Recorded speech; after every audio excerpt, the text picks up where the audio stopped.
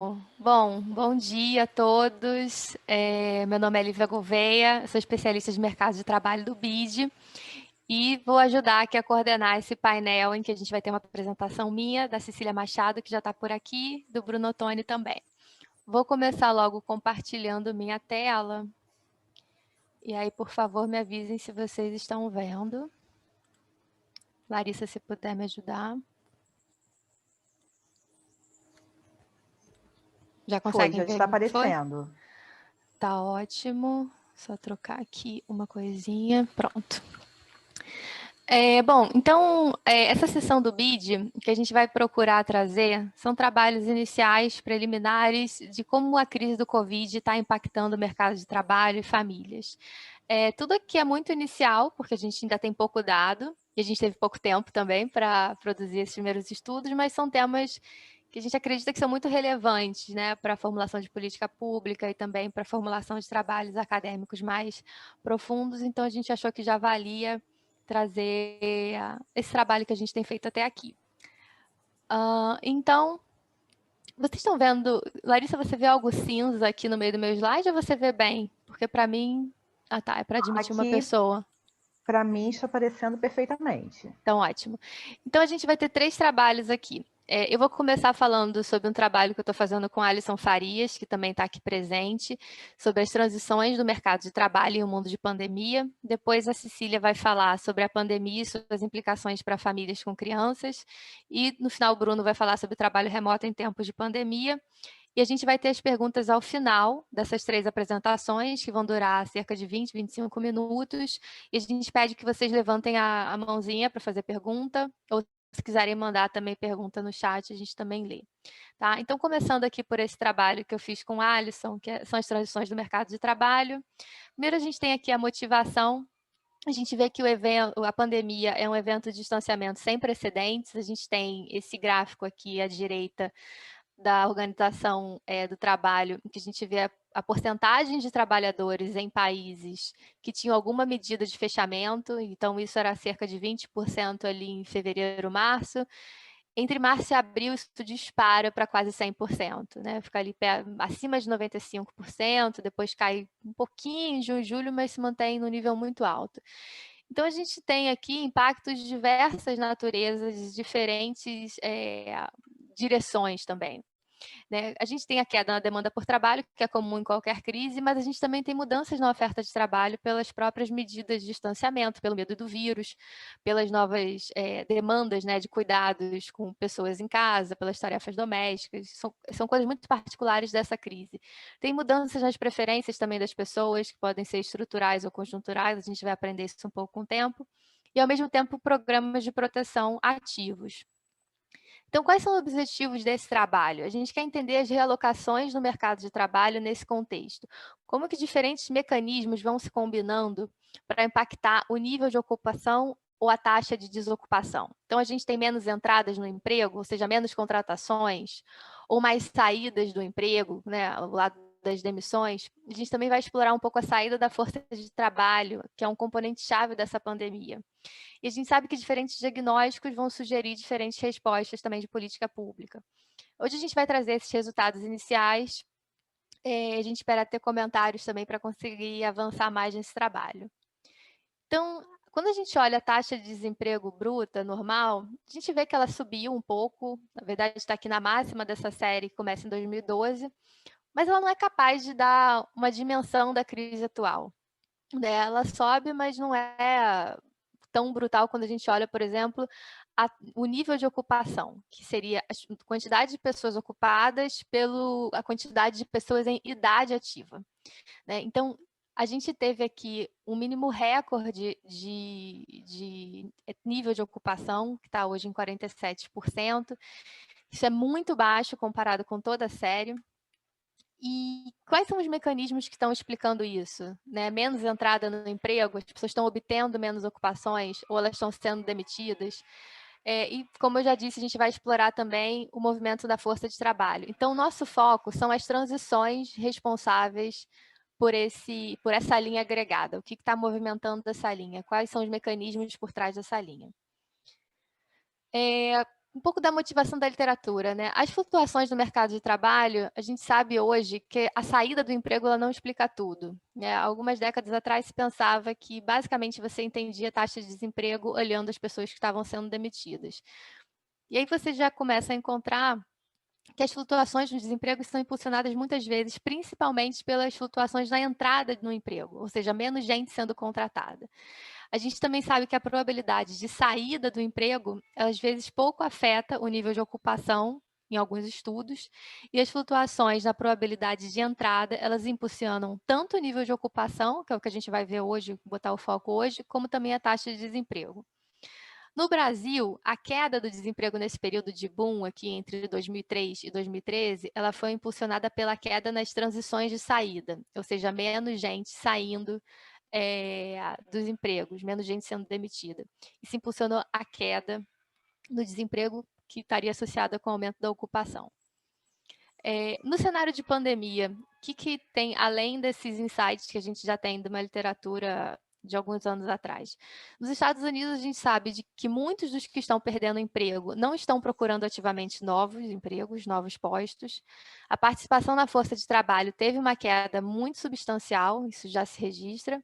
E o cenário no Brasil também é de queda na taxa de participação. Então, o que a gente vai procurar entender é essa dinâmica do nível de ocupação, primeiro no período pré-Covid, como essas transições impactavam isso antes e como que a pandemia trouxe mudança para esses impactos de cada uma dessas transições.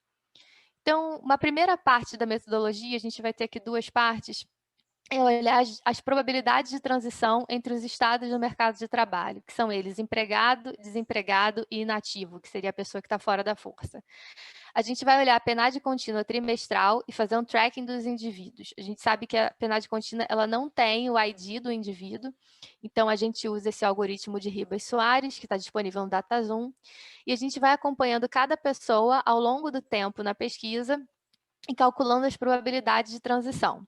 Do estado X para o estado Y, por exemplo, a gente teria essa probabilidade de transição do estado X para Y, que o numerador é o total de indivíduos no estado X em T, que vai para o estado Y em T mais 1, dividido pelo total de indivíduos no estado X no período T.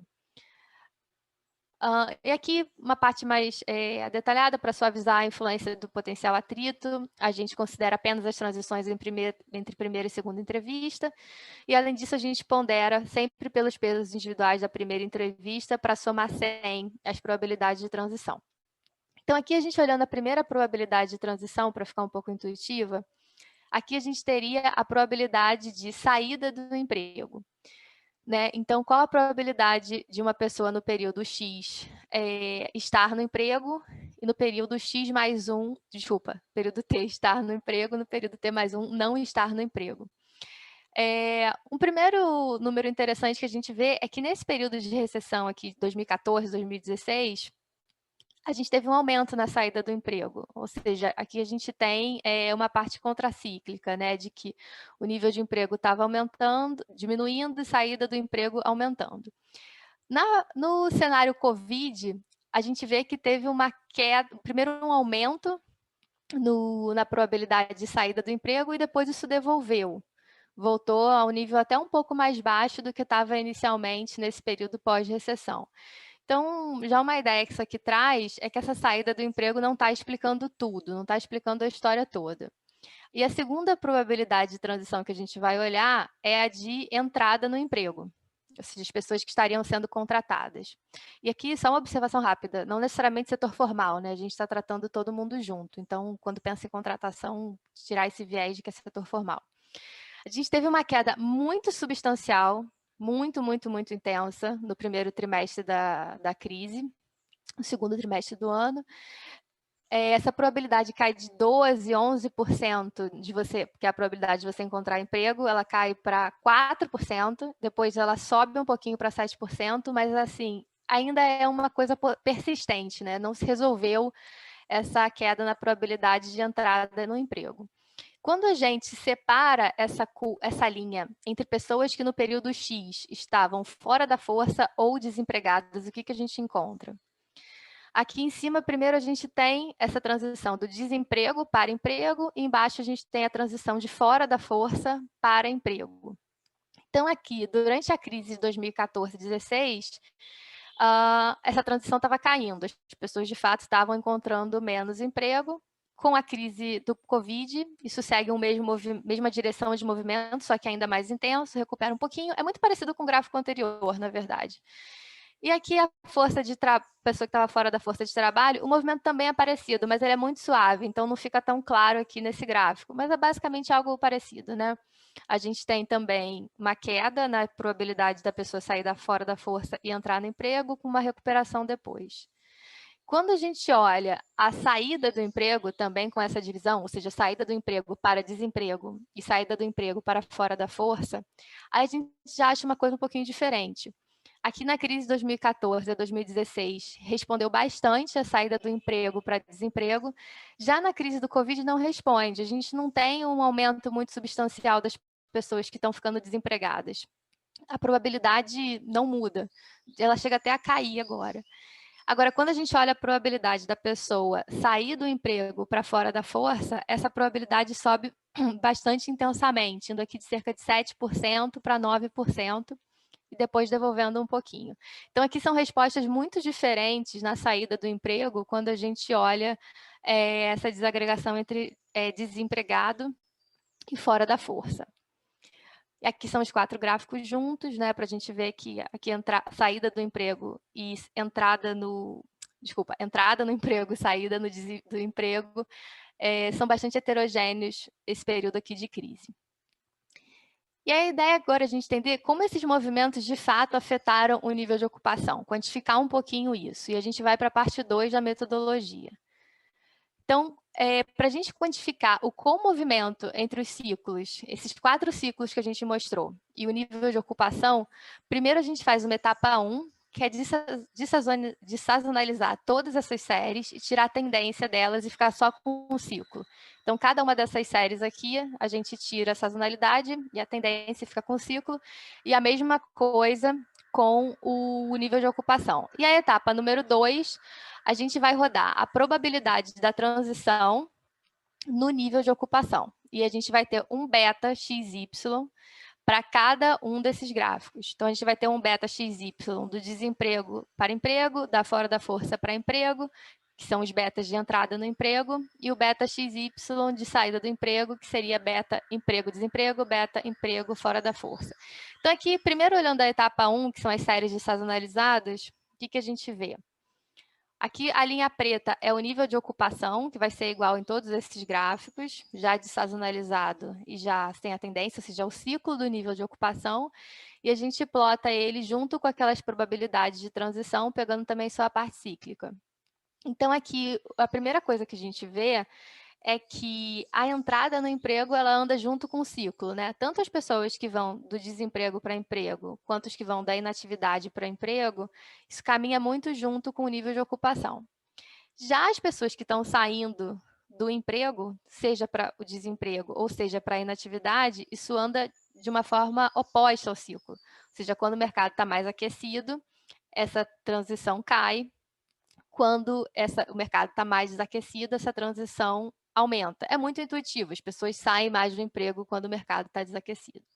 Então, essa é a etapa 1. A etapa 2 seria a gente rodar uma série na outra, rodar as séries da linha contínua na série da linha pontilhada, né? Que é fazer exatamente essa regressão, e a gente vai ter um beta para cada uma dessas transições. Então, quais são os betas que a gente encontra, primeiro, no período pré-Covid, de 2012 a 2019. O que a gente encontra, como a gente já estava aqui percebendo pelos gráficos, é que a entrada para o emprego é cíclica, né? São coeficientes positivos. A saída do desemprego é contracíclica, são coeficientes negativos. E aí o que a gente faz agora é rodar novamente essas regressões, incluindo o ano de 2020, incluindo esses 3 trimestres de 2020, para a gente entender como que esses coeficientes ficam diferentes do que a gente tinha antes, que era um resultado muito padrão, muito normal. Quando a gente insere a parte de 2020, Para a parte de entrada no emprego, não tem uma mudança muito substancial. Aumenta aqui o desvio padrão, mas os coeficientes se mantêm indicando o mesmo comportamento cíclico, né, para a entrada no emprego. Agora, quando a gente vê a saída do emprego, tem algo muito interessante, que isso era anticíclico e isso deixa de ser anticíclico. Ou seja, isso aqui deixou de ser um canal relevante para explicar o nível de ocupação quando a gente insere a parte do período Covid na amostra. Opa. Acho que eu fiz. Vocês continuam vendo minha tela? Não, acho que continuam. Ok.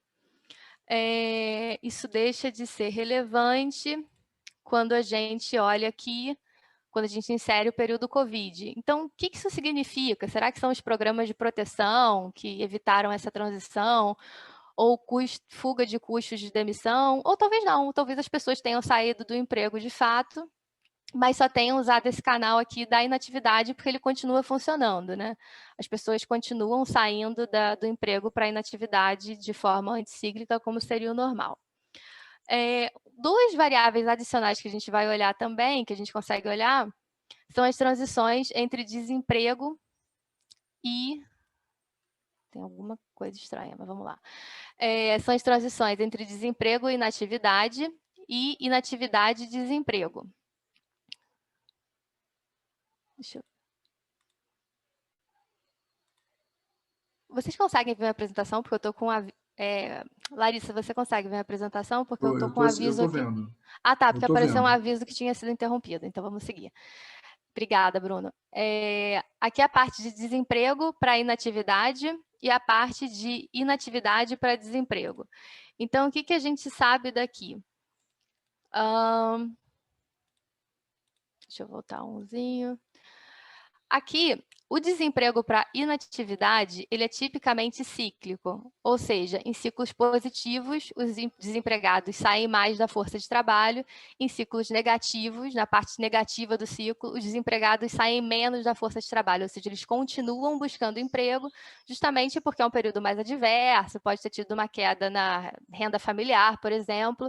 Então, como a gente está numa parte negativa, a gente deveria estar vendo agora as pessoas continuando a buscar emprego. Só que quando a gente insere os dados do período Covid, isso deixa de ser negativo. A gente perde esse canal aqui. E da mesma forma, a transição de inatividade para desemprego é tipicamente contracíclico, tem um sinal negativo. Ou seja, em ciclos negativos, os inativos começariam a buscar emprego, né, justamente também por essa questão da situação estar mais difícil. Isso se inverte, tudo bem que pode até ser, talvez seja zero aqui, mas o sinal chega até a ser positivo, ou seja, os inativos não estão começando a buscar emprego, a despeito da situação estar mais apertada, né, digamos assim, na economia. Então, esses sinais aqui das transições entre desemprego e inatividade, e de inatividade e desemprego, eles são bastante surpreendentes, porque ficam realmente muito diferentes do que eram na série. E quais são as conclusões preliminares que a gente tira disso? A parte da entrada no emprego é uma natureza de movimento muito parecida com o que a gente tinha antes, não tem uma mudança muito substancial. A saída do emprego, ela continua se dando por essa transição emprego fora da força de trabalho, isso continua normal, mas esse canal de saída para desemprego, ele deixa de ser significativo quando a gente insere esse período.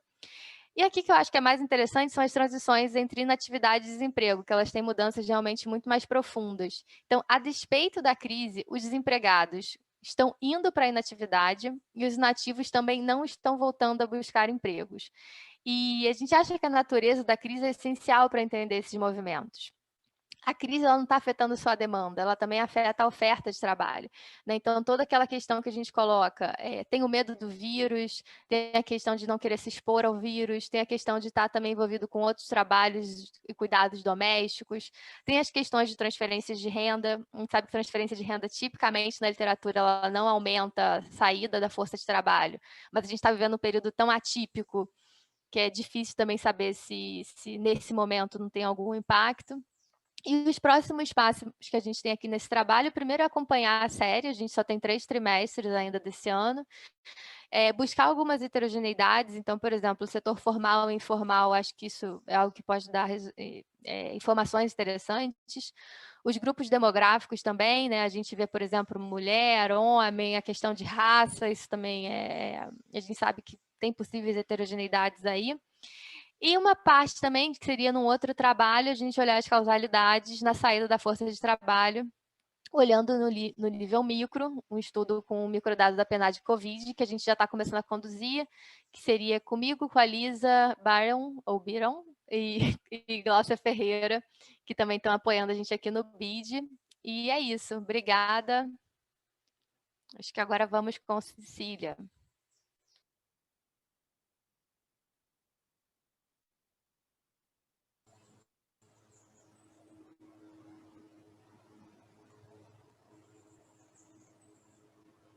Deixa eu dividir aqui minha tela com vocês.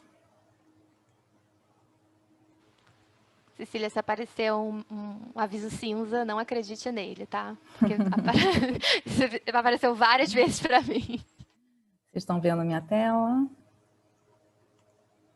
Sim. Tô vendo, tô vendo. Tá. Então, deixa eu botar aqui tela cheia. Então, vamos lá. Queria agradecer a Lívia pelo convite, por montar essa sessão especialmente sobre a pandemia e as implicações no mercado de trabalho. Acho que, como a Lívia bem colocou, né, a gente ainda está, enfim, engatinhando em algumas análises, no sentido de que tem muitos dados que ainda estão saindo. Eu até atualizei um pouco a apresentação e até te perguntar, Lívia, se usou já a última PNAD ou é do terceiro trimestre já esses resultados? Sim. E o que eu vou mostrar aqui para vocês é um pouco acho que o diagnóstico de como a pandemia tem impactado as famílias com criança, e eu vou focar aqui também, como esse é um painel de mercado de trabalho, focar um pouco no mercado de trabalho e dar esse panorama do que pode estar acontecendo e apontar, acho que talvez muito mais direções futuras de políticas que podem ser interessantes dado o cenário e o contexto dessa crise, tá? Então, esse trabalho eu elaborei em conjunto com a Luciana Rabelo, que é aluna de mestrado lá da IPGE, e a Maria Clara, que está indo agora para o mestrado, foi aluna de graduação lá da IPGE, tá? Então, a motivação para esse estudo, né? A gente, na verdade, montou, ele vai seguir acho que três pedaços aqui para esse diagnóstico dos efeitos da pandemia no mercado de trabalho, principalmente para as famílias com criança. Acho que o primeiro que a gente vai fazer é um diagnóstico de quem está sendo afetado nessa pandemia, como é que esse impacto está sendo diferenciado entre as famílias com criança e sem criança, e a gente vai mostrar um pouquinho essa incidência, essa inter-relação das famílias com criança inseridas no mercado de trabalho e impactos diferenciados por raça e por gênero. Uma segunda parte que eu vou mencionar são algumas políticas que foram implementadas durante a pandemia, como o auxílio emergencial, e vou trazer o ângulo da incidência desse auxílio emergencial nas famílias com criança. E, por fim, eu vou mencionar a questão das escolas estarem fechadas, né, e como que isso pode impactar diferencialmente os efeitos da pandemia nesses grupos demográficos que são afetados tanto pelo impacto no mercado de trabalho quanto pelo fechamento das escolas, né? Então, no contexto aqui, né, com essa pandemia, foram tomadas essas medidas de distanciamento social, paralisação de atividade, e muitas delas que não puderam ser feitas remoto. Mas essa pandemia ela tem uma característica que realmente parou tudo, não parou só o mercado de trabalho, né? Então, junto com o mercado de trabalho, teve também o fechamento de creches e escolas, que aumentou muito a necessidade dos cuidados infantis e o fim de uma terceirização que já era realizada pelo mercado, né, educacional, e que passou a ser fornecido dentro dos ambientes domésticos, né? Mesmo com aula remota, uma parte do cuidado ele continuou transbordando para o ambiente doméstico, e isso tem implicações que, novamente, alimentam o mercado de trabalho, porque a gente sabe que grande parte dos progressos, né, quando a gente pensa em desigualdade de gênero no mercado de trabalho, está muito relacionado a como é que a maternidade e as questões familiares eles interagem com o mercado de trabalho. Tá? Essa pandemia botou as duas coisas no mesmo saco, no sentido de que não forneceu nenhuma possibilidade de seguro junto com o fechamento das atividades, para o fechamento das escolas, uma situação que perdura até hoje, né? O Brasil continua sendo um dos países que não retomou as aulas presenciais e sem muito plano, não só de recomposição dessas aulas, como também para o ano seguinte, né? O que vai acontecer ano que vem com o fechamento das escolas, né? Com essas medidas de distanciamento social, esse compartilhamento dos cuidados ficou bastante limitado, não só por causa do fechamento das escolas, mas também porque uma parte dos arranjos informais, eu vou falar um pouquinho disso, envolve cuidados dos avós, né, que também foram impactados pelo isolamento e também deixaram de fornecer esse tipo de seguro, dado que fazem parte de uma população mais vulnerável para o Covid, né? Então, o que eu vou mostrar aqui para vocês é como é que se deu, como é que se dá primeiro, né, um primeiro diagnóstico, como é que está se dando esse impacto diferenciado, usando essas interseções que existem no mercado de trabalho para as famílias com criança. Tá? E só para colocar aqui em perspectiva, a gente pode fazer aqui uma comparação com alguns artigos que já saíram para esse diagnóstico dos Estados Unidos.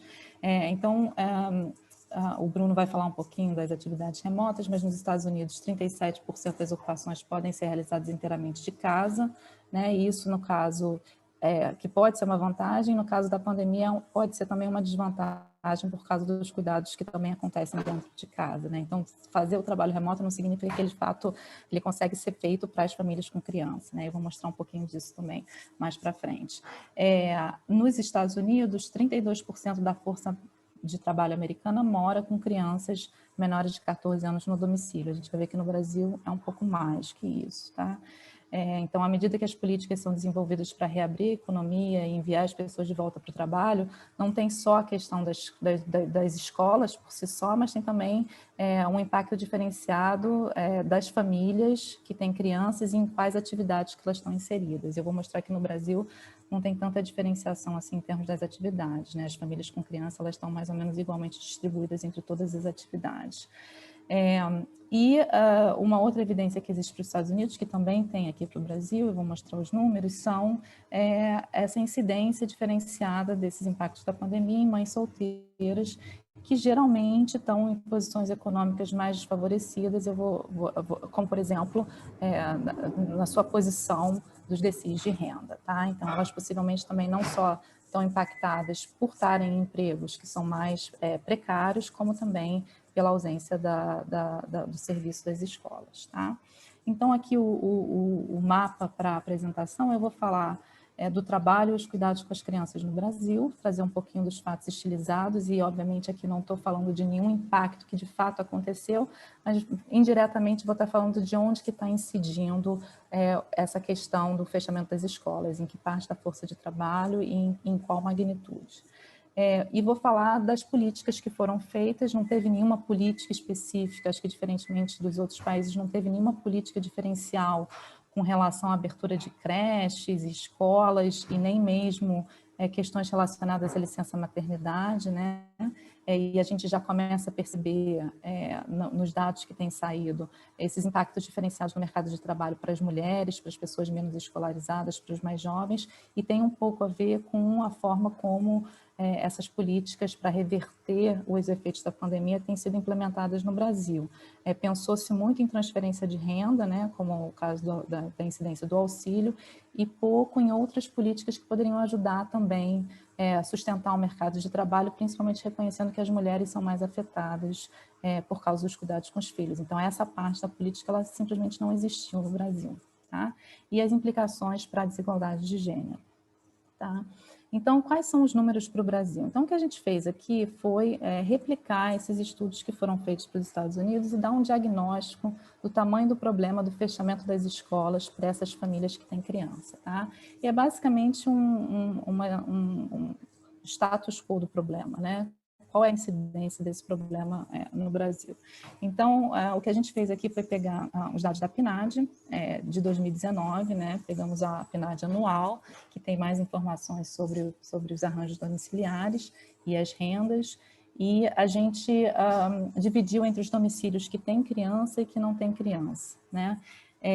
E também dividimos aqui não só domicílio, a população e a força de trabalho. Então, a forma como a gente anda aqui, a gente começa com os domicílios, 72 milhões, a população e a força de trabalho, né? Então, a primeira, e separa em domicílios com criança e domicílios sem criança, né? Então, uma parte grande dos domicílios, em torno de 37%, são domicílios com criança, mas aí, obviamente, ponderando pela população, eles são bastante representativos, no sentido que a gente tem 51% da população vivendo em domicílios com criança. E a última coluna que eu quero chamar mais atenção para vocês é quando a gente pega as pessoas que estão na força de trabalho, e eu achei importante colocar aqui que esses dados são pré-pandemia, né? A gente obviamente pode também trazer isso um pouquinho mais para frente, ver como é que já está se dando, mas teve todo esse movimento, como a Lívia colocou, né? De movimento de força de trabalho. Então, acho que é importante a gente fixar um período para entender, né, esses impactos para frente, porque obviamente a crise também afetou quem estava na força de trabalho, né? Então, 44% da força de trabalho está inserido em domicílios com criança. Então, quando a gente pensa em políticas de emprego na pandemia, a gente não pode esquecer que quando as escolas fecham, tem 40%, 44% da força de trabalho que está em um domicílio com criança, tá? Outras coisas interessantes que surgem aqui, né, que a gente percebe aqui também impactos diferenciados por gênero, e eu vou até mostrar um pouquinho mais diferenciado por raça, né?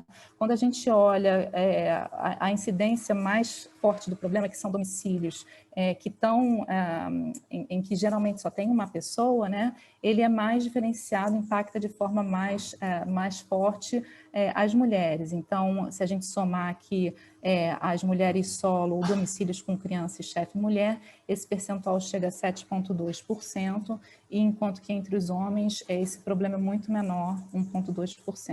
Tá?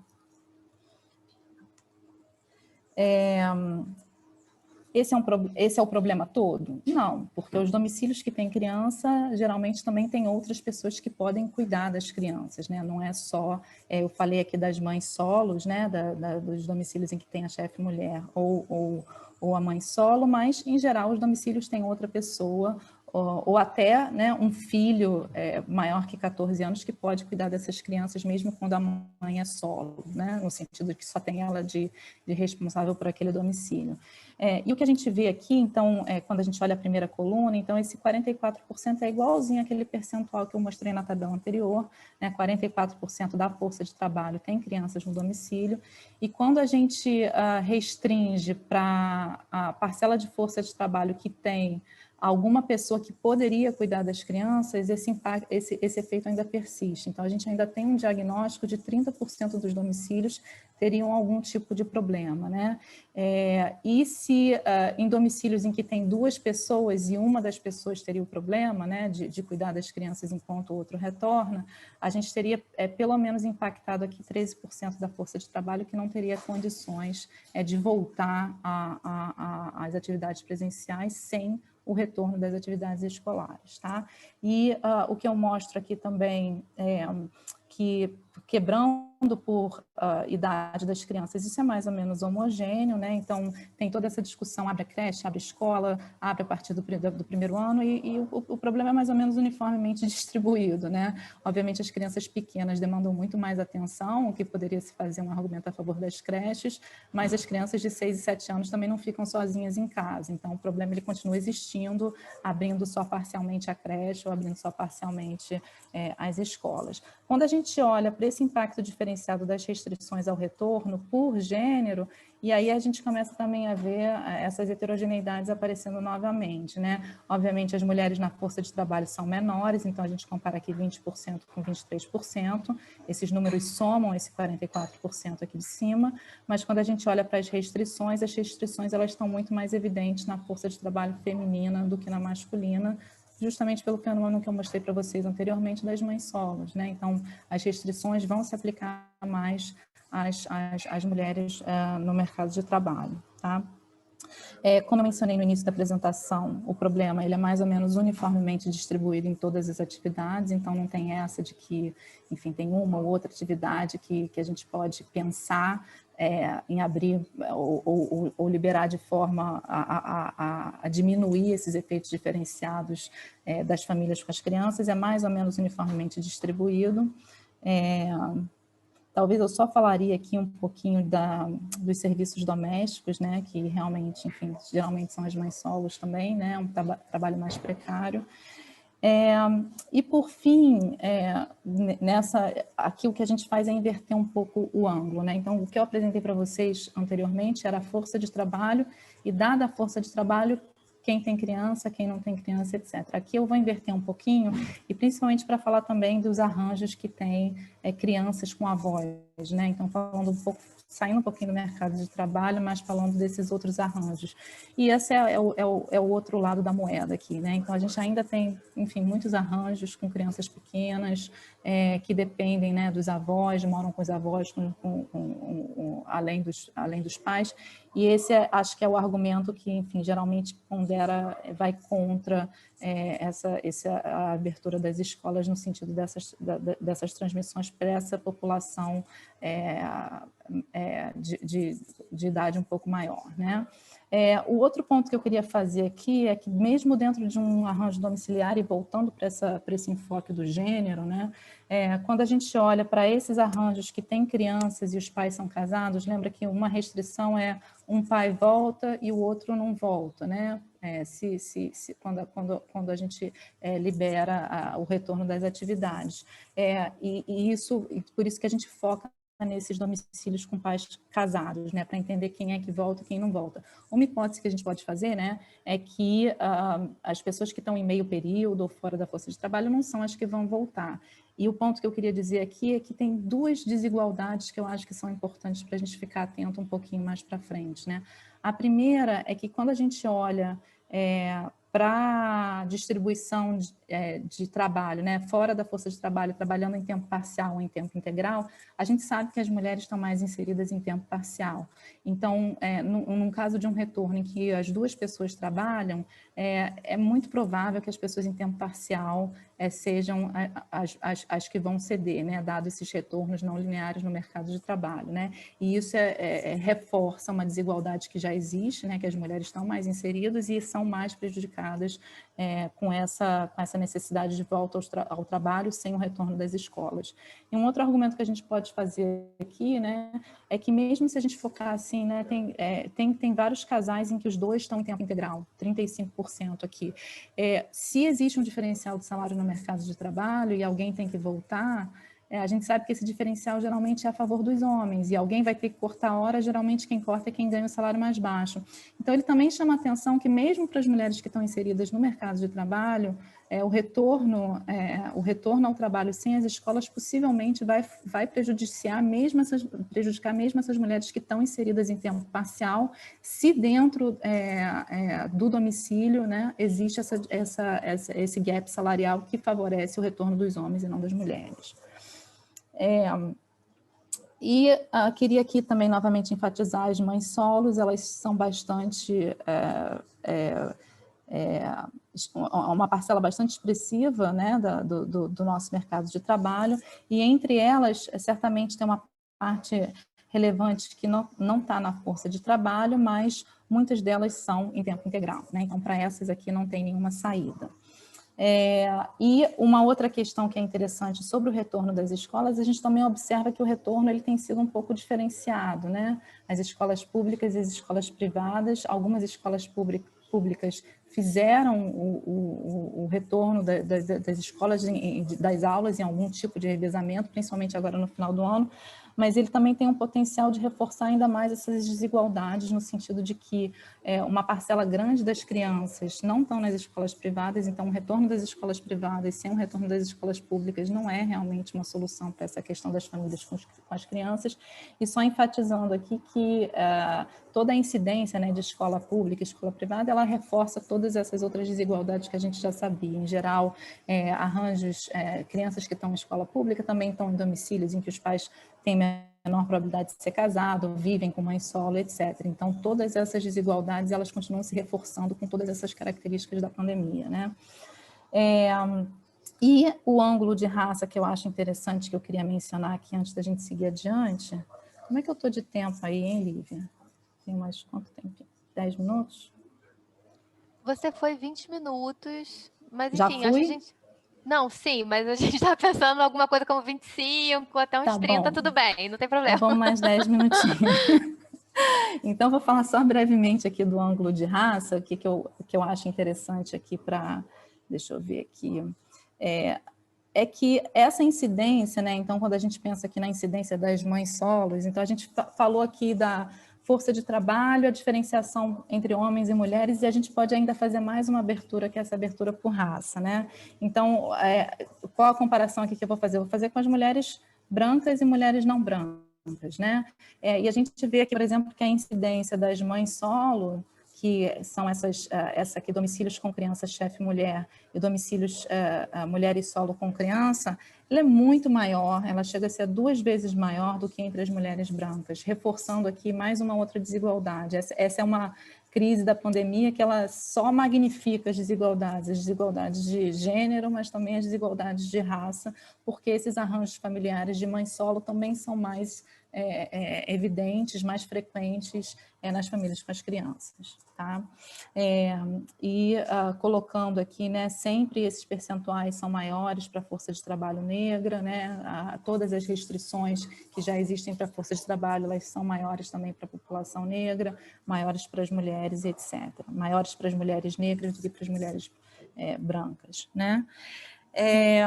Agora eu vou passar para outra parte da apresentação, falando um pouquinho do que foi feito com relação a isso, né? Então, a gente tem um diagnóstico muito claro de que esses impactos no mercado de trabalho vão ser diferenciados e magnificados pela questão do fechamento das escolas, né?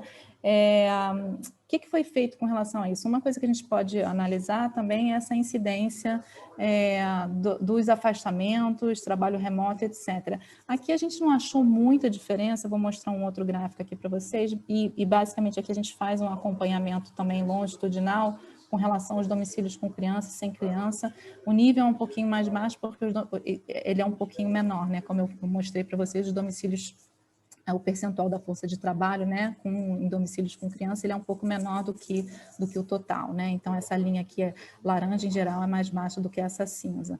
A parte interessante que eu achei é que, enfim, acho que o Bruno vai falar um pouquinho disso, sobre essa queda dos afastamentos por distanciamento social que tem acontecido ao longo do tempo, mas que reforçam esse diagnóstico de que, enfim, as atividades estão voltando e talvez a gente ainda não tenha uma solução aqui para as escolas, né?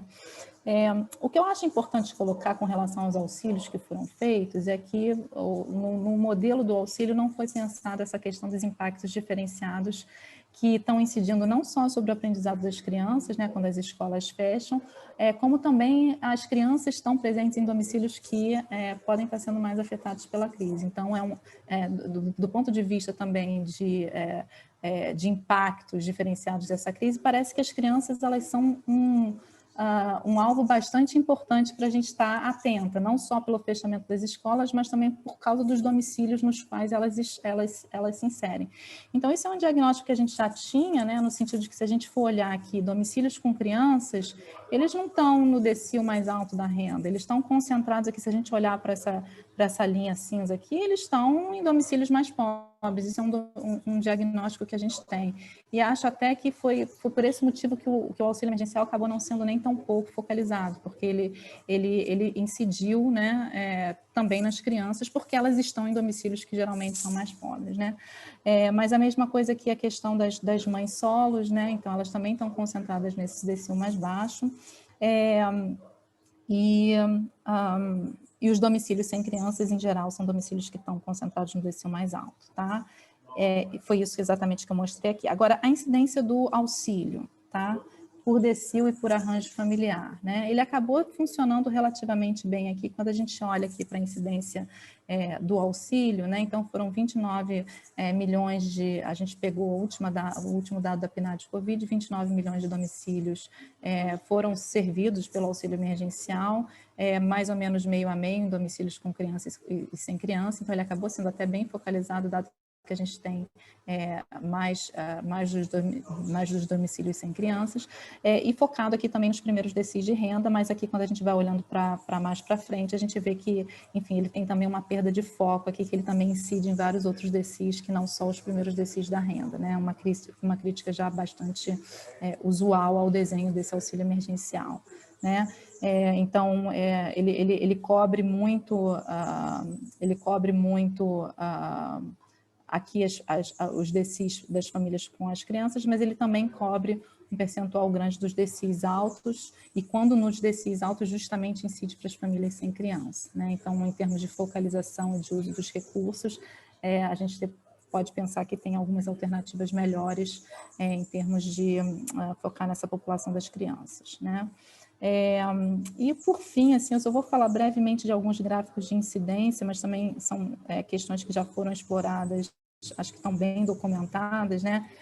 O auxílio ele acabou incidindo bem nos primeiros decis, mas acho que o maior problema dele foi a falta de focalização nos decis maiores de renda, né? Então a gente também vê aqui um pedaço da população recebendo auxílio em decis de renda mais alto.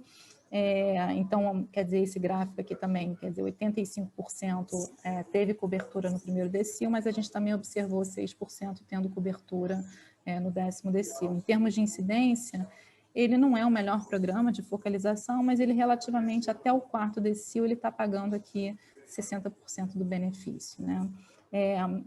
O outro ponto que eu acho interessante colocar é em termos dos ganhos que tiveram, né, do montante, né? Então, tem dois parâmetros que são interessantes para o auxílio. Um é em quem que ele vai incidir, e o segundo como é que ele compensa a renda das pessoas nos decis. Então, isso também é um outro fato que foi bem documentado, esse aumento muito grande da massa de rendimentos que acontece. Quer dizer, então, quando a gente olha a massa efetiva e a massa habitual, teve uma queda, o auxílio compensou, o auxílio mais do que compensou essa queda, e ele foi totalmente concentrado aqui nos primeiros decis de renda, o que não é tão ruim, porque a gente também sabe que as crianças estão concentradas aqui, tá? Com relação à distribuição, e esse é o último ponto que eu faço, Lívia, e passo a bola aí adiante, com relação à distribuição aqui. Então, esses gráficos aqui, eles somam 100%, né? Então, se você olhar esse primeiro gráfico aqui, esse é o total do auxílio por domicílios com criança e domicílios sem criança, né? Então, ele acabou funcionando super bem aqui, ele incidiu bem para os domicílios com criança nos decis inferiores, e novamente aqui enfatizando essa questão da falta de foco que ele teve no final, e no final justamente para domicílios sem criança, né? Então, concluindo aqui, a gente sabe que grande parte dos trabalhadores vão ser afetados pela reabertura, já estão sendo, né? Porque a gente sabe que já voltou bastante coisa, mas as escolas continuam fechadas sem plano ou previsão para esse ano, né? Que já acabou, e para o ano que vem. A gente sabe que tem a contrapartida, muitas dessas crianças vivendo com os avós, mas nessa ponderação do que abre e o que não abre, é importante levar em consideração não só os efeitos diferenciados no mercado de trabalho, mas as amplificações das desigualdades que parecem bastante evidentes, e que eu mostrei aqui, as desigualdades de gênero, mas também as desigualdades de raça.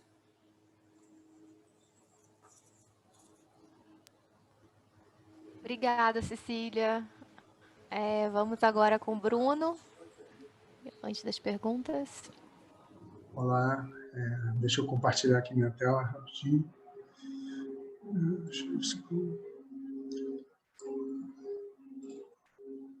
Todo mundo está conseguindo ver? Sim? Beleza. Estamos vendo. Deixa eu botar em tela cheia aqui. Beleza. Bom, primeiramente eu queria agradecer aí ao convite da Lívia, né, e ao BID, né, para participar dessa mesa. Também agradecer a todos que estão assistindo aqui a apresentação. E aí, dito isso, vou entrar então aqui na apresentação. Nessa apresentação eu vou falar desse tema, né, trabalho remoto em tempos de pandemia. É um trabalho que eu fiz em conjunto com a Ana Tereza Pires dos Santos, que é pesquisadora lá do Dados. Eu sou o Bruno Ottoni, pesquisador de dados, da UERJ também eu não coloquei aqui, mas pesquisador associado do IB. Tá? Antes de entrar no trabalho, queria fazer só uma observação, que a gente colocou isso de pé muito rapidamente. Então, a gente focou mais em gerar resultados, em fazer tudo direitinho, e é importante dizer que a formatação aqui da apresentação ficou um pouco comprometida, então não se preocupem tanto com a questão da formatação, foquem mais no conteúdo, e aqui eu estou apresentando primeiro resultados mais preliminares dessa análise que nós fizemos. Tá? Eu também fui bem direto na apresentação, tentando ir mais para os temas que estão mais relacionados com o que nós estamos fazendo. Né? Então, tem diversos estudos que apontam efeitos importantes da pandemia do Covid-19 no mercado de trabalho, eu não citei nenhum, mas a gente sabe que, apesar da pandemia ser super recente, né, uma coisa que aconteceu esse ano, muitos trabalhos têm saído. Né? E nessa apresentação a gente vai focar principalmente em 2 trabalhos, né, que são trabalhos que analisam o caso brasileiro. Né? O primeiro é esse do Dingell e Neyman, e o segundo é esse do Góes et al. 2020. Tá? O Dingell e Neyman, na verdade, ele não foca especificamente no caso brasileiro, ele é um trabalho com foco nos Estados Unidos, mas depois deles criarem, né, uma variável de trabalho remoto, né, no fundo é uma dummy, uma variável dicotômica de trabalho remoto para os Estados Unidos, eles fizeram uma tradução para códigos americanos, então jogaram essa variável, né, aplicaram essa variável em diversos países do mundo, e aí calcularam, então, a proporção de trabalhadores que poderiam trabalhar remotamente em outros países do mundo, né, não apenas nos Estados Unidos, e nesse grupo de países que eles analisaram, estava incluído o Brasil. Então, nesse sentido, o trabalho deles acaba também tratando do caso brasileiro. E o Góes et al. É uma nota técnica do IPEA, né, que aí sim trata diretamente do caso brasileiro. Tá? Então, deixa eu falar um pouquinho mais especificamente desses 2 trabalhos. Né? Esse trabalho do Dingell e Neyman, o que eles fazem, basicamente, é classificar as ocupações americanas quanto à possibilidade de elas serem desempenhadas remotamente. Tá? Eu não vou entrar muito em detalhes por causa da questão do tempo aqui, né, da apresentação, que é relativamente limitado, então não vou entrar muito em detalhes do que eles fazem, mas, basicamente, o que eles fazem, só para fazer uma explicação um pouco menos detalhada, mais geral, né, eles usam os dados do sistema ONET, né, que é um sistema dos Estados Unidos, que tem muitas informações sobre as tarefas que são desempenhadas dentro de cada ocupação. Então, com isso, dá para você saber se uma tarefa exige força física ou não, exige interação com pessoas ou não. E aí, a partir desse tipo de informação, eles criam uma variável dicotômica para todas as ocupações dos Estados Unidos, né, da classificação ocupacional americana, né, que é uma variável dicotômica, 1, se o trabalho pode ser realizado remotamente, 0, se ele não pode. Tá? Uma coisa que é importante de dizer aqui, que isso se aplica tanto ao trabalho do Dingell e Neyman, quanto ao trabalho que eu vou falar em breve, sobre o qual eu vou falar em breve, que é o do Góes, e também ao nosso trabalho, o trabalho que nós estamos realizando, eu e a Ana, tá? Que é o seguinte: o Dingell e Neyman, eles analisam ocupações que têm o potencial para serem realizadas remotamente. Tá? Por quê? Porque não se trata aqui de uma pesquisa, um survey de campo, em que eles foram a campo e perguntaram diretamente para as pessoas se elas estavam trabalhando remotamente ou não. Tá? É algo que foi feito, como eu já mencionei anteriormente, com base nas características da ocupação e nas tarefas que estão por trás da ocupação, certo? Então, nesse sentido, não é um dado que tem ali efetivo quantas pessoas estão trabalhando remotamente ou não, é um dado mais do potencial da pessoa trabalhar remotamente ou não, com base nas características da ocupação. Tá? E aí, depois de fazer isso, né, depois de realizar e criar essa classificação das ocupações americanas entre aquelas que podem ou não ocorrer remotamente, eles calculam qual é o potencial de trabalho remoto nos Estados Unidos, e eles chegam a esse número de 37%. Tá? Aí depois eles aplicam esses dados, né, a outros países, né, só que eles só conseguem fazer isso a 2 dígitos. Tá? Então, eles fazem, apesar de nos Estados Unidos a classificação ocupacional ser bem mais detalhada, eles têm que agregar para poder aplicar para outros países essas informações. No caso, eles chegam a analisar 85 países, né? E o único dado que eles apresentam com relação a isso, né, o principal, é que eles fazem uma relação entre renda per capita e proporção de trabalhos potencialmente remotos, né? E o que eles mostram é que países mais ricos têm maior proporção de trabalho remoto, né?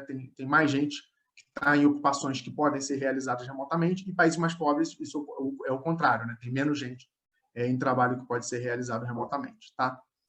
E aí eles dão esse dado que o Brasil ocupa a 47ª ocupação. Aqui eu falo em teletrabalho, mas ao longo da apresentação eu uso teletrabalho e trabalho remoto como sinônimos. Tá?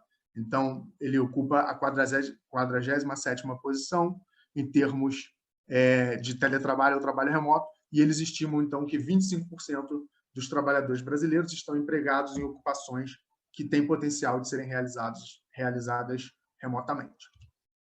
E o caso do Góes et al., né? Como eu já falei, é um trabalho elaborado pela IPEA. Eu esqueci de dizer, tá? Esse trabalho aqui do Dingell e Neyman, ele é um working paper do NBER, tá? O Góes et al. É um trabalho elaborado pela IPEA, foi publicado na Carta de Conjuntura número 47, é uma nota técnica, tá? E eles utilizam os dados do Dingell e do Neyman, né? Também a 2 dígitos, eles fazem essa tradução, né? Um matching, né? Dos dados das ocupações americanas com as brasileiras a 2 dígitos, e aí eles tentam fazer uma classificação um pouco mais fina, né? Mas mesmo assim mantém a 2 dígitos o exercício deles. E aí, se não me engano, eles encontram também uma proporção mais ou menos parecida com a do Dingell e do Neyman de empregos brasileiros que podem ser realizados remotamente, ali de 23%, cai um pouquinho, porque eles fazem um trabalho um pouco mais fino, né? E aí depois eles exploram algumas heterogeneidades regionais, né? Mostrando que nas regiões do Sul e Sudeste, também no Distrito Federal, o potencial de teletrabalho é maior, ou seja, o potencial de trabalho remoto é maior, porém, em outras regiões, esse potencial é menor. Né? Tá, agora, esses trabalhos deixam algumas lacunas. Né? Por exemplo, do ponto de vista metodológico, eles só realizam esse pareamento, né, entre ocupações americanas e as brasileiras, né, a 2 dígitos. Né? Então, isso, de certa maneira, pode resultar em algumas imprecisões, né? E, com isso, fazer com que a classificação acabe exagerando, por exemplo, o potencial de trabalho remoto, né? Ou até, às vezes, subestimando. Mas, em geral, esse tipo de trabalho tem errado mais por superestimar, né? Tem errado mais para cima do que para baixo nesses cálculos. Tá? Esse tipo de trabalho como do Dingell e do Neyman. Tá? E esses trabalhos também deixam algumas lacunas analíticas. Né? Eles só, por exemplo, apesar deles criarem essa variável dicotômica de quem pode ou não pode trabalhar remotamente, eles não fazem muitas análises estáticas de forma heterogênea, né? Que tipo de indivíduo pode ou não trabalhar remotamente, né? Também não analisam aspectos dinâmicos, né? De como é que trabalho remoto versus não remoto evoluiu ao longo do tempo na crise atual da pandemia, né? E aí o que a gente procura fazer aqui é exatamente isso. A gente procura fazer uma tradução, né, lá do dado do Dingell e do Neyman para Brasil, porém a 4 dígitos, né, no nível ocupacional a 4 dígitos, mais detalhado. Né? E aí a gente analisa tanto alguns aspectos heterogêneos, né, algumas heterogeneidades aqui por raça, por nível educacional, né, de como é que está distribuído o teletrabalho pelos diferentes tipos de indivíduos, né, pelo perfil dos indivíduos, e também analisamos ao longo do tempo, né, como é que, por exemplo, quem estava trabalhando remotamente, quem estava em um emprego com potencial de ser realizado remotamente, vis-à-vis quem não estava, como é que essas pessoas foram afetadas pela pandemia. Tá? Então, feita essa introdução, aqui está o esquema da apresentação, vou falar um pouco dos dados que nós utilizamos, vou apresentar os nossos resultados preliminares, depois vou tratar das considerações finais. Tá? Então, dados, né? Quais são os dados que nós utilizamos? Primeiro, é a variável dicotômica lá do Dingle e do Neyman, que me diz quem está numa ocupação que pode ser realizada remotamente e quem não está.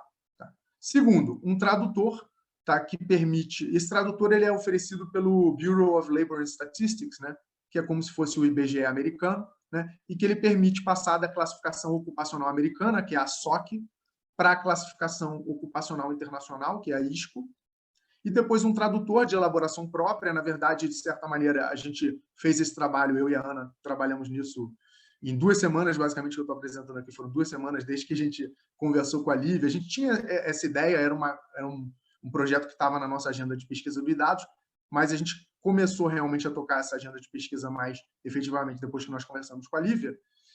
Então, isso faz mais ou menos 2 semanas, então faz pouco tempo, mas por que a gente conseguiu fazer isso de certa maneira em tão pouco tempo? Porque a gente já no iDados tem trabalhado no desenvolvimento de um tradutor, né, do ISCO para o CODE. A gente já usou, o ISCO é o Código Internacional de Ocupações e o CODE é o Código de Ocupações Brasileiro da PNAD, né? A gente sabe que no Brasil existem diversos códigos ocupacionais, tem o CBO, né, que aparece na RAIS, enfim, tem outros do IBGE também que aparecem em outras pesquisas domiciliares do IBGE, mas de 2010 para cá, o IBGE tem utilizado nas pesquisas domiciliares esse CODE, né, que é esse código ocupacional aí.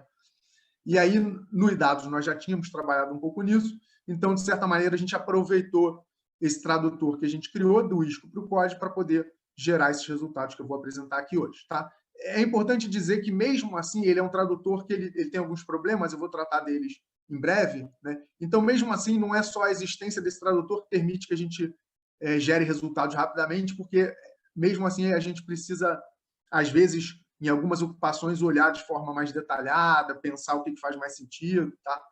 Então, caso a caso, às vezes, é necessário uma análise mais cuidadosa. Tá? Então, enfim, a gente usou também esse tradutor e, por fim, a gente usou os dados da PNAD contínua. Aqui, no caso, são dados da PNAD contínua trimestrais, os microdados trimestrais, e a gente olhou para o horizonte mais recente. Né? Então, 2019, para ter alguma coisa pré-pandemia, então tem os 4 trimestres de 2019, e aí os 3 trimestres de 2020, para ter alguma coisa aí já de como é que foi o comportamento do trabalho remoto, comparativamente com o trabalho não remoto, nos últimos, depois que a pandemia começou a afetar o Brasil. Né? Então, metodologia. Então, como eu falei para vocês, a metodologia, basicamente, essa compatibilização, não teve grande dificuldade. A principal dificuldade é essa daqui, tá? Em alguns casos, existe uma correspondência única entre ocupações americanas e brasileiras. Né? Depois que a gente faz essa tradução toda, traz lá a dummy de trabalho remoto dos códigos ocupacionais americanos para os brasileiros, em alguns casos, isso a gente tem uma correspondência única, então, 1 para 1. Né? E nesses casos é simples, não tem muita dificuldade. O que a gente faz se lá nos Estados Unidos essa ocupação foi classificada como sendo uma ocupação de trabalho remoto, a gente classifica ela como sendo uma ocupação de trabalho remoto no Brasil, então a dummy aparece como 1. Se não se é 0, no Brasil aparece como 0. Mas, em alguns casos, o que acontece é que múltiplas ocupações americanas viram uma única ocupação brasileira. Tá? Isso é o mais comum de acontecer. Por quê? Porque nos Estados Unidos, a classificação ocupacional deles lá tem cerca de 1.000 ocupações, mas na classificação brasileira tem umas 400. Então, no fundo, o que a gente está fazendo é uma redução na dimensão do número de ocupações. Aqui, no caso, eu estou falando 400 da CODE, da classificação CODE. Em outras classificações ocupacionais brasileiras, o número de ocupações é maior, mas na classificação CODE são 400. Então, a gente está tendo uma redução na dimensão no número de ocupações quando a gente sai dos Estados Unidos para o Brasil. E aí, então, em alguns casos acontece isso. A gente tem muitas ocupações americanas chegando em uma única brasileira. Aqui a gente adotou um formato ad hoc, tá? A gente fez umas escolhas ad hoc para a apresentação de hoje, e eu acho que, em parte, passos futuros dessa pesquisa aqui seriam tentar entender em que medida essas decisões afetam os resultados, ou são importantes para os resultados que nós estamos trazendo. Tá? Mas qual foi a decisão ad hoc que a gente tomou, basicamente? A gente fez uma média, tá, pessoal? Então, se 4 ocupações chegaram numa única brasileira, 4 americanas chegaram numa única brasileira, 2 delas eram trabalho remoto, 2 delas, né?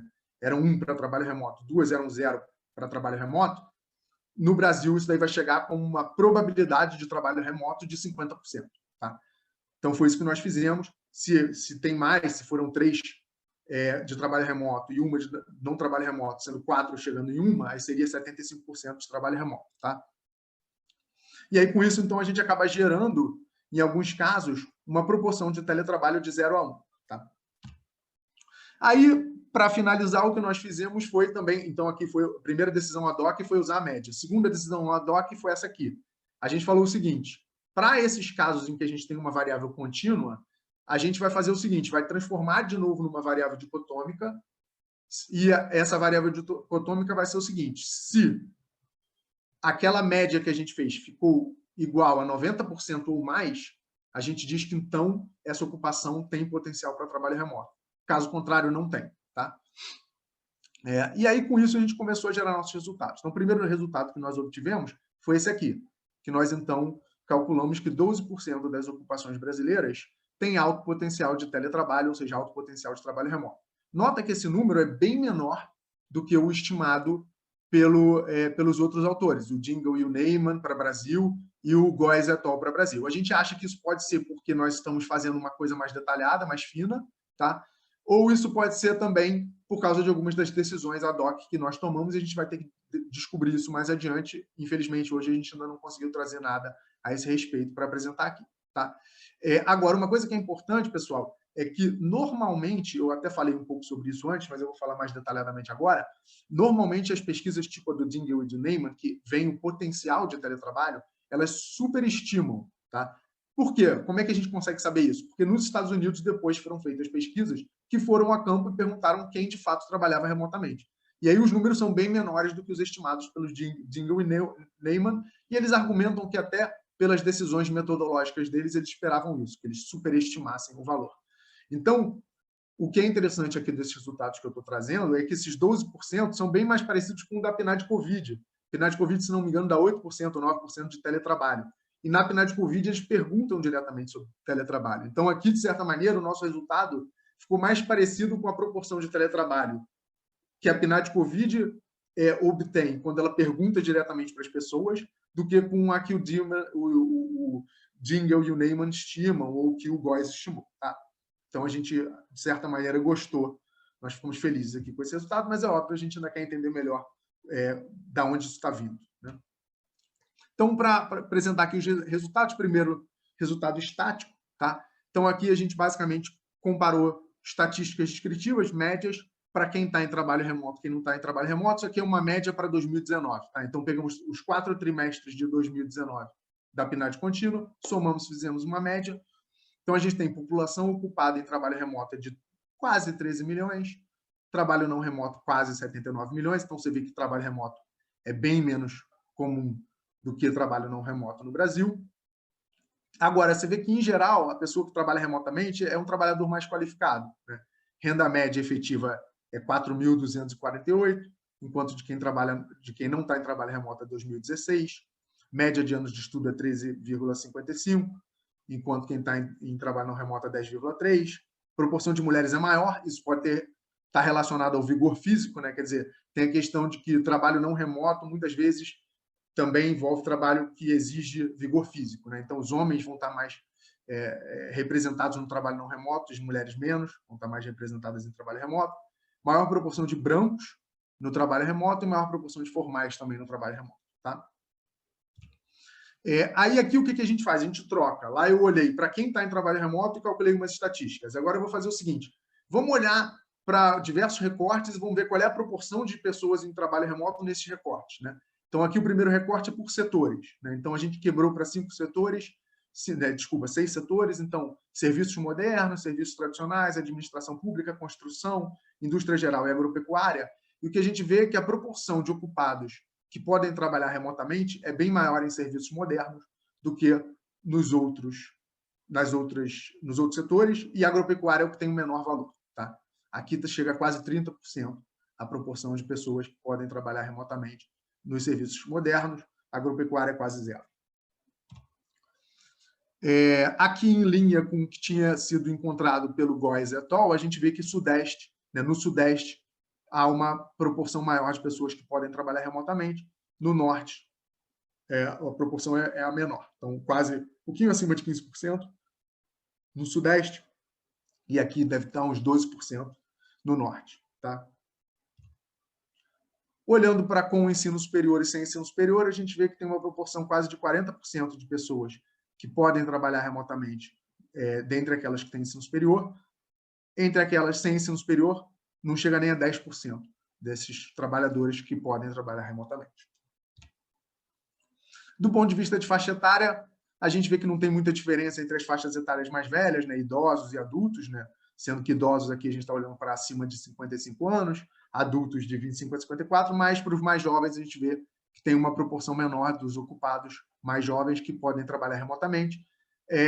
Novamente aqui eu atribuo isso provavelmente à questão do vigor físico, né? Quer dizer, os jovens têm mais vigor físico, então provavelmente estão mais empregados em ocupações que exigem vigor físico, e aí por isso também tem maior chance de estar em trabalho que não tem potencial de ser realizado remotamente, né? Lembrando que esses trabalhos que exigem vigor físico, em geral, são realizados de forma presencial. Agora eu vou passar para a análise dinâmica, pessoal. Primeira coisa que nós fizemos aqui, basicamente, é uma variação trimestre contra trimestre em porcentagem da população ocupada, separando entre trabalho remoto e trabalho não remoto. Tá? Então, esse dado aqui de 2019/2 nada mais é do que a variação da população ocupada entre 2019.1 e 2019.2, separadamente por quem pode trabalhar remotamente e quem não pode. E aí a gente foi puxando isso até o último dado, que é 2020.3. Eu vou focar aqui na análise dinâmica, pessoal, na parte da queda. Não vou olhar muito para a recuperação, porque a recuperação tem umas questões heterogêneas que a gente ainda está querendo entender um pouquinho melhor, mas eu vou focar na queda. A queda, no meu entender, aconteceu principalmente em 2020.1, né, na passagem de 2019.4 para 2020.1, porque a gente lembra que em março já começou a ter várias restrições, então no primeiro trimestre de 2020 já tinha alguma coisa, e 2020.2. 2020.3 já é um pouco de recuperação. Tá? Mas o que nós vemos aqui já nesse primeiro gráfico da análise dinâmica, que a gente vê uma queda muito maior da população ocupada de quem podia trabalhar, desde quem não podia trabalhar remotamente, comparativamente a quem podia. Ou seja, sofreu mais na pandemia, né, a princípio, a queda na população ocupada foi maior para quem não podia trabalhar remotamente do que para quem podia. Tá? Aqui, pessoal, meu tempo já está acabando.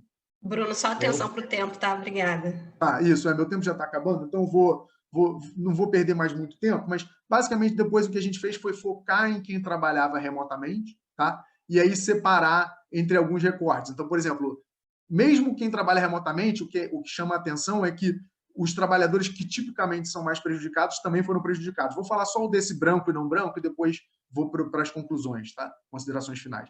Mas você vê que no caso aqui, focando também para o momento da queda aqui da crise, né, 2020.1, 2020/1 e 2020/2, a gente vê que os brancos tiveram uma queda na população ocupada bem menor do que os não brancos. Né?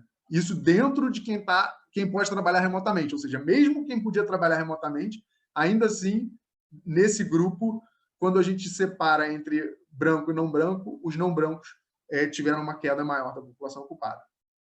Então, grande parte daquela queda que a gente viu para as pessoas que podiam trabalhar remotamente está sendo puxada aqui pelos não brancos. E esse tipo de coisa acontece para vários outros recortes.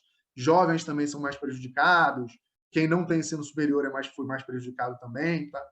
Enfim, então, para não exceder meu tempo aqui, então ainda tem uma grande agenda de pesquisa futura para esse trabalho aí. Né? A gente quer fazer testes de robustez para ver em que medida a opção por usar média foi importante, também para ver em que medida aquele corte de 90% foi importante. A gente quer fazer matrizes de transição, como a Lívia fez, né? Então, acho que seria interessante ver nas matrizes de transição trabalho remoto versus não trabalho remoto, como é que as pessoas saíram, para onde elas saíram, se saíram para a população desocupada ou se saíram para fora da força de trabalho, e quem entrou, né, da onde estava vindo, enfim, esse tipo de coisa. Acho que isso também a gente pesquisa e fazer algumas regressões, né? Depois de ter essa variável, acho que a gente pode fazer umas análises também econométricas para entender, enfim, com coeficientes e em que medida a pandemia afetou diferentemente pessoas que podem e que não podem trabalhar remotamente. Então, as considerações finais que a gente observou, a gente aplicou lá o método do Dingle e Neyman para o Brasil, tivemos que tomar umas decisões da DOC para fazer isso. Com isso, a gente criou uma dummy de quem podia e quem não podia trabalhar remotamente no Brasil, a 4 dígitos, e o que nós encontramos foram trabalhadores que desempenhavam ocupações classificadas como de alto potencial de trabalho remoto, em geral parecem ser mais qualificados, né? Os que não podem trabalhar remotamente foram mais afetados pela pandemia, e dentre os que podiam trabalhar remotamente, os de maior vulnerabilidade foram mais afetados. Para homens, o resultado é um pouco ambíguo. É isso, pessoal. Obrigado. Obrigada, Bruno. Não, super interessante. Vou abrir para perguntas, vou me segurar para não fazer pergunta antes das outras pessoas, mas eu já tenho algumas aqui se der tempo. E, pessoal, a ideia é o seguinte, a gente abrir para 5 perguntas, não sei se vai dar tempo para tantas, mas alguma coisa entre 3 e 5 pelo menos. Quem tiver pergunta, pode levantar a mão ou pode fazer pelo chat se sentir mais confortável. Já vejo que tem uma pergunta aqui do Alisson. É para o Bruno. Quer ver aqui, Bruno? De ser direto? Vou ler aqui alto. Bruno, como você enxerga a relação entre o movimento para teletrabalho e automação? Acredita que esse fenômeno impulsione o processo via, por exemplo, digitalização de processos? Oi, Alisson. Primeiramente, obrigado pela pergunta. Acho que essa pergunta é super interessante. Na verdade, Alisson, eu tenho grandes curiosidades a respeito disso, né? Eu acho que a gente está vivenciando, talvez, a primeira pandemia na história da humanidade em que existiu uma capacidade muito grande de converter rapidamente trabalho em trabalho remoto, né? Quer dizer, a gente sabe que muita gente não trabalhava remotamente antes da pandemia, mas, dadas as tecnologias que existem atualmente, né, a gente talvez esteja vivendo um momento único. Quer dizer, pandemias como a atual já aconteceram, né? A gente sabe que em 1910 ali teve a gripe espanhola, enfim, e eu já li artigos, não sei se vários artigos falando sobre os efeitos da gripe espanhola, também dizem que na época houve distanciamento social, só que naquela época a gente não tinha as tecnologias que nós temos hoje, né? Internet super rápida, isso aqui que a gente está vivenciando, a possibilidade de fazer uma reunião virtual com diversas pessoas, né? Quer dizer, tudo isso é fruto da automação, né? E das novas tecnologias que estão surgindo, né? Dessa revolução de TI que está acontecendo no mundo. Então, acho que, na verdade, de certa maneira, a gente viveu aí, sim, a automação foi muito importante para essa experiência de teletrabalho que a gente viveu, né? E eu acho que isso, de certa maneira, potencializou a capacidade da humanidade de ter se isolado. Obviamente, isso aqui eu estou especulando, é muito mais especulativo, não tem dados, mas eu acho que eu teria interesse de ver pesquisa sobre esse tema. E aí, a respeito de impulsionar a digitalização, eu acredito que sim. Eu acho que, fatalmente, a gente já vê muitas empresas aí falando que não vão retomar totalmente o trabalho presencial, vão fazer home office, porque tem questões de custo, né? Quer dizer, custa dinheiro você manter um escritório, né, e coisas do tipo. Então, eu acho que, fatalmente, essa pandemia que nós vivenciamos precipitou e vai continuar precipitando uma maior mudança do trabalho presencial para o trabalho remoto, principalmente para quem puder fazer, né? Obrigada, Bruno. Tem mais uma pergunta da Diana, que é metade para você, metade para mim. Vou ler primeiro a sua parte, depois a sua, acho que vai ser curtinha. Bom dia a todos, excelentes apresentações. Bruno, vocês pretendem disponibilizar a correspondência que realizaram? Olha, isso é uma excelente pergunta, isso é algo que eu tenho que falar com o meu chefe, porque o Dados apesar de ter um interesse grande em termos de pesquisa, né, também é uma consultoria, né? Então, eu diria assim, a gente pode disponibilizar, mas é algo a ser conversado, entendeu? Se for um projeto interessante, né, a gente puder fazer uma parceria, sim, certamente, acho que o Paulo, meu chefe, não se oporia a isso. Disponibilizar abertamente é algo mais difícil, aí vai depender, se por uma publicação for necessário, a gente vai ter que disponibilizar. Caso contrário, a gente vai tentar evitar. Mas acho que com isso eu respondo a sua pergunta. Legal. E aí, a outra parte da pergunta da Diana mistura um pouquinho também com a da Giovana. Se bem que a da Giovana eu acho que é para mim e para a Cecília, mas vou primeiro ver aqui a da Diana. Lívia, você considerou o papel do auxílio sobre as transições? Isso pode explicar a diferença nos padrões observados. E aí a Giovana fala também um pouquinho da questão do auxílio. Então, a gente começou, sim, a buscar alguns efeitos heterogêneos entre potenciais pessoas que receberiam ou não auxílio. Assim como a gente também, na PNAD Covid, junto com a Glaucia e com a Lisa, eu estou tentando fazer um probit, e aí com as regressões no nível do indivíduo, olhando a própria PNAD Covid e vendo como o auxílio emergencial teria afetado a saída das pessoas do mercado de trabalho. E aí a gente controlando se é mulher, raça, se tem crianças em casa, a gente está tentando fazer isso. O que os coeficientes mostram até aqui? Mostram um impacto positivo em não estar trabalhando. Agora, entre os que não, condicional a não estar trabalhando, se você olha entre a opção não fazer parte da força ou estar desempregado, ele é negativo para estar fora da força. Mas isso são resultados ultra preliminares que a gente nem quis trazer aqui hoje, porque é muito perigoso você pegar um resultado preliminar com o impacto desse, que é uma política pública muito relevante, e é difícil você falar, isso aqui é preliminar, não considera, porque a gente acaba considerando. Então, a gente não quis mostrar os resultados com auxílio, porque está muito correlacionado com outra coisa, né? Está totalmente correlacionado, por exemplo, com informalidade, com a própria qualidade do emprego, com o nível de instrução. Então, assim, a gente está olhando para essa direção, mas a gente não se sente confortável ainda de apresentar. E aí depois tem uma pergunta vou ler da Gláucia e da Giovana, que as duas são para a Cecília. Não sei se ela pretende responder junto, separado. Mas a da Gláucia minha pergunta é para a Cecília e sobre os decis de renda, se é considerado renda familiar e se ela viu para famílias com crianças pequenas e sem. Eu vi um slide no final que era per capita.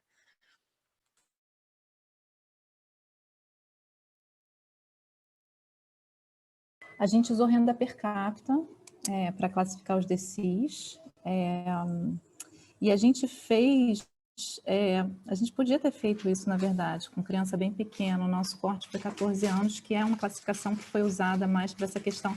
Acho que a gente acabou carregando a primeira parte do trabalho para a segunda parte também, né? E quando a gente definiu o que era um domicílio que ficava impedido, enfim, que tinha impactos, cujo fechamento tinha impactos para o retorno do mercado de trabalho. Então, a gente manteve essa consistência, mas, obviamente, a gente pode fazer também por idade da criança, a gente não fez. E aí aqui a pergunta da Giovana, que eu acho que eu falei um pouquinho, mas que seria interessante a Cecília complementar também, que é parabéns pelas apresentações. Pegando a carona da pergunta da Diana sobre o auxílio, fiquei me perguntando mesmo, especialmente porque o valor foi mais alto que programas de transferências de rendas típicos. Se Cecília pudesse complementar, porque também olhou bastante essa parte do auxílio emergencial.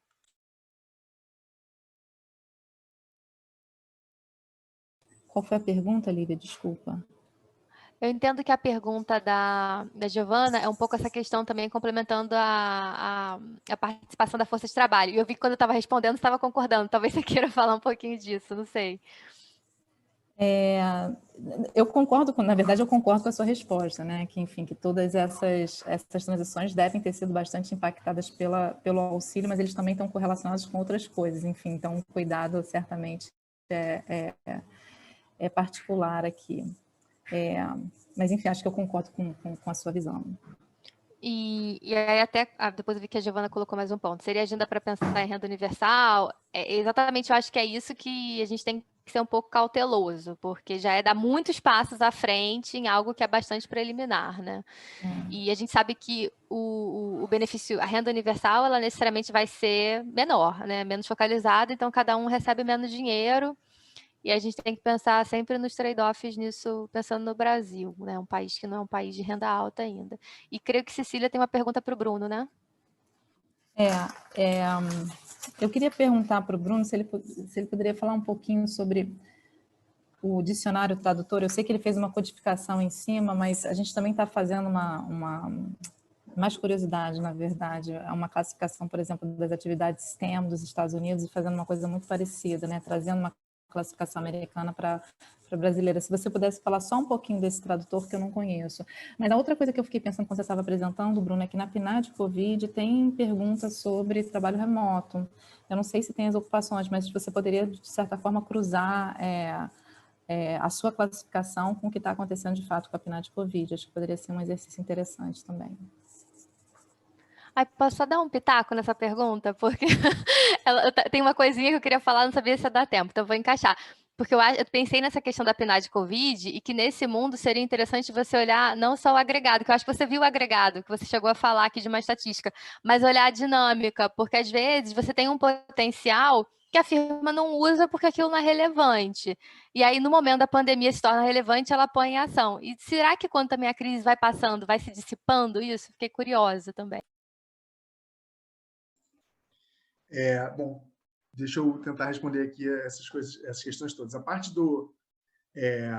da classificação, Cília, depois, se você quiser, a gente pode conversar mais, tá? Mas, basicamente, essa classificação, ela envolve essa transição aí, esse tradutor que a gente fez, ele envolve duas etapas. Uma etapa é uma etapa bem trivial, que a gente usa um tradutor mesmo fornecido pelo BLS, tá? Que ele faz a passagem dos códigos ocupacionais americanos, o SOC, né? Que é a classificação que o BLS usa, né? BLS usa, para o ISCO, que é a classificação internacional. Aí, o que acontece? Se não me engano, o Maciente tem uma passagem do código internacional para o CBO, tá? E aí muita gente usa CBO, tá? O problema é que ninguém tinha essa passagem do ISCO para o COD da PNAD contínua. O que acontece? O IBGE, conheço gente do IBGE, conversei com as pessoas, e o IBGE disponibilizou uma apresentação em idos de não sei quando, explicando um pouco quais são as diferenças entre o COD e o ISCO, tá? E uma coisa super interessante, depois, se quiser, eu posso te passar o link para essa apresentação, tá? E uma coisa super interessante dessa apresentação é que fica bem claro que, na verdade, o ISCO e o COD são muito parecidos. Então, me chama a atenção até que as pessoas façam um esforço muito grande para fazer a tradução para o CBO, que, nesse caso, é um sistema de classificação ocupacional muito complexo e bem diferente, na verdade. Tem muito mais ocupação na CBO, são, se não me engano, 2.400 ocupações na CBO. Muito complexo e bem diferente do ISCO, da classificação ISCO, do que o COD. O COD ele foi criado já para ser uma classificação, de certa maneira, compatível com a classificação ISCO. Tá? Então, lá na apresentação, eles falam muito isso e dizem, né, para os grandes códigos, se não me engano, são 8 grandes códigos, para os quais a tradução ISCO para COD é praticamente 1 para 1, praticamente não tem dificuldade nenhuma. Aí tem 2 grandes códigos, que são 10 grandes códigos, tá? Dentro se não me engano, são 10 a 2 dígitos, tá? Tem 2 grandes códigos que você tem que fazer um trabalho mais chatinho, tá? Sendo que desses 2 grandes códigos nos quais você tem que fazer um trabalho mais chatinho, são forças armadas, tá? Nos quais muitos desses trabalhos não olham para forças armadas. Então, por exemplo, esse trabalho remoto, eles não geram variáveis de trabalho remoto. Então, tem um lá que você tem que trabalhar mais, tá? Então, assim, se você quiser, depois eu te passo o link para essa apresentação do IBGE. E depois, até mais recentemente, isso é algo no qual eu quero trabalhar agora, eu fiz uma apresentação de um trabalho meu que também faz uma tradução SOC para COD, para um pessoal do IBGE, né, que eles têm lá um seminário interno. E aí um rapaz do IBGE que trabalha com isso me passou uma tradução em tese, um tradutor oficial do IBGE de ISCO para COD. Eu ainda não abri ele, isso é super recente. Mas então eu também quero trabalhar nisso, tá? Mas, enfim, aí a gente pode conversar sobre isso, não sei, mas enfim, tem isso aí também, tá? Então, mas esse que a gente fez era um antigo, o que a gente usou para esse trabalho aqui é um antigo que a gente tinha desenvolvido com base nessa apresentação do IBGE. Tá? Mas depois eu quero usar o do próprio IBGE. Aí, beleza. Com relação à PNAD Covid, sim, eu já sabia que tinha essa questão do trabalho remoto, mas por que eu fiz o esforço de ir para a PNAD contínua? Porque uma coisa que eu fiquei muito chateado com a PNAD Covid é que a PNAD Covid começa em maio. Então, primeiro, você perde um período super importante ali da pandemia, que é o primeiro trimestre, que a gente sabe que já teve impacto, né? E segundo, você perde um pouco da questão do pré, né? Você perde um pouco do problema que eu tinha muito interesse em ver isso. Como é que era a situação desse trabalho remoto pré para ver como é que veio a evolução do pós, né? Então, foi por isso que eu preferi, dado que eu queria fazer essa análise dinâmica, entender como é que o pessoal do trabalho remoto estava sendo afetado pela pandemia comparativamente com quem não era do trabalho remoto, por isso que eu quis olhar para a PNAD contínua, mas eu concordo com os comentários que foram feitos, inclusive eu não coloquei, por conta de tempo, né, e espaço na apresentação de agenda assim, de coisas futuras para fazer com relação a essa pesquisa, né, próximos passos, eu não coloquei algumas ideias que a gente tem com a PNAD Covid, mas isso também faz parte da agenda. Uma das coisas até foi uma ideia que a Lívia deu, que seria rodar um modelo de probabilidade linear ou um probit na PNAD Covid, com variáveis que existam na PNAD, e depois jogar os coeficientes na PNAD para poder gerar uma variável de trabalho remoto efetivo na PNAD contínua, e não um trabalho remoto potencial, né? E aí fazer essas comparações, muitas dessas que a Lívia sugeriu. Então, esse tipo de coisa está na agenda de pesquisa desse projeto, mas não deu tempo para fazer ainda, como eu falei, a gente teve muito pouco tempo, foram apenas 2 semanas. Mas certamente algo super interessante, a gente tem vontade de fazer sim. Obrigado. Obrigada, Bruno. Eu vou fazer uma última pergunta para a Cecília. Tem mais 2 perguntas que, enfim, vão ter que, não sei se vão dar tempo, se a gente vai ser expulso da sala, mas uma pergunta rápida para a Cecília. Quando você estava apresentando, especialmente aquela parte de trabalho integral, meio período, eu fiquei pensando se uma métrica do gap de salário entre mulheres e homens dentro da família poderia ser um preditor interessante para algumas estatísticas que você usa. Assim, além você está olhando hoje a PNAD anual, mas se em algum momento você quisesse olhar para a PNAD trimestral e ver saída de força de trabalho, homem e mulher, acho que poderia ser um caminho interessante. Não sei se você chegou a explorar isso. Ó, a Kelly disse que a gente pode ficar na sala até às meio-dia e 5. Então tem essa pergunta, eu vou tentar mandar também a da Alisson e Lisa, vamos ver se dá tempo.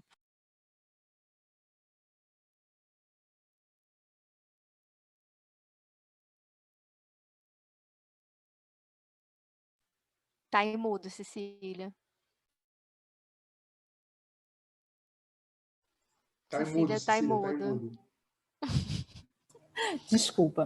Então, vou primeiro responder a Lívia. Eu já dei uma olhadinha nas outras 2 perguntas, vou responder brevemente também. Então, a gente chegou a olhar o diferencial de salário, né? Eu falei assim como uma hipótese, né? Que se os homens ganham mais que as mulheres, mas a gente sabe que não é uma hipótese de verdade, né? De fato, a gente tem isso nos dados.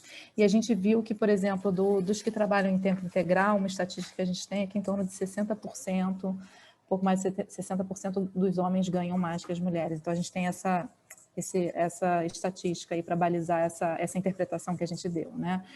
Com relação aos outros pontos que foram colocados, o que eu falaria é que, assim, esses pontos são bastante verdade, no sentido de que o que aconteceu de fato, né, com os impactos diferenciados por raça e por gênero, tem muito a ver com os tipos de ocupação e as próprias diferenças de mercado de trabalho que já existem entre a população negra, não negra. A mesma coisa aqui, como é que foi a reação com relação aos chefes de domicílio. E aí eu coloco a preocupação que a Lívia colocou também quando ela estava respondendo, quer dizer, isso é um pouco, de certa forma, endógeno, né? Como é que foi essa resposta à crise em termos de força de trabalho? O que a gente está fazendo aqui é uma interseção da composição familiar com a força de trabalho. E o cuidado que a gente teve foi de olhar para o período pré, antes de qualquer tipo de crise, meio que só dar um diagnóstico do que a gente esperaria que fosse impactado, né? Entendendo que, pelo menos, a composição familiar ela é meio que fixa no curto prazo, mas, obviamente, existe a resposta no mercado de trabalho. Então, acho que é uma agenda aí para a gente pensar em olhar para frente. Então, o que a gente fez, né, o que eu apresentei, eu não mostrei e disse assim, esse, de fato, é o impacto que está acontecendo. Eu só coloquei assim, essa é a interseção que a gente tinha antes da crise entre mercado de trabalho e composição familiar. E o que está acontecendo para frente, certamente a função, como o Alisson bem colocou, e também a Lisa, ela é meio que função de como que essas diferentes populações estão inseridas no mercado de trabalho. Isso a gente não fez ainda e tem que tomar um pouco de cuidado com esses efeitos de composição, como foi bem colocado aí na pergunta. Bom, pessoal, então acho que a gente fecha as perguntas, só ultrapassamos 3 minutinhos. Queria agradecer muito ao Bruno e à Cecília pela participação, por também conseguir colocar tanta coisa de pé em pouco tempo. Acho que está todo mundo aqui muito ansioso para ver resultado. E, obviamente, a gente tem sempre que ponderar, né? Acho que é importante ter resultado rápido, mas também com responsabilidade de ter coisas que a gente se sinta seguro em afirmar. Eu acho que todo mundo aqui conseguiu isso, então acho que é muito bacana que isso seja um ponto de partida para muito trabalho em 2021. E queria agradecer também todo mundo que fez pergunta, que participou. Enfim, se quiserem também depois mandar outras dúvidas por e-mail, sugestões, estamos por aqui. Obrigada. Não sei se Bruno e Cecília também querem falar algumas palavras finais. Imagina, agradecer a Obrigado, oportunidade. só Foi um agradecer. prazer. Tchau, Também, tchau. obrigado. Obrigada, Tchau, Larissa, gente. Até também. Tchau, mais. tchau. Tchau, tchau. Obrigado. Pessoal, foi ótimo. Foi ótimo, foi ótimo.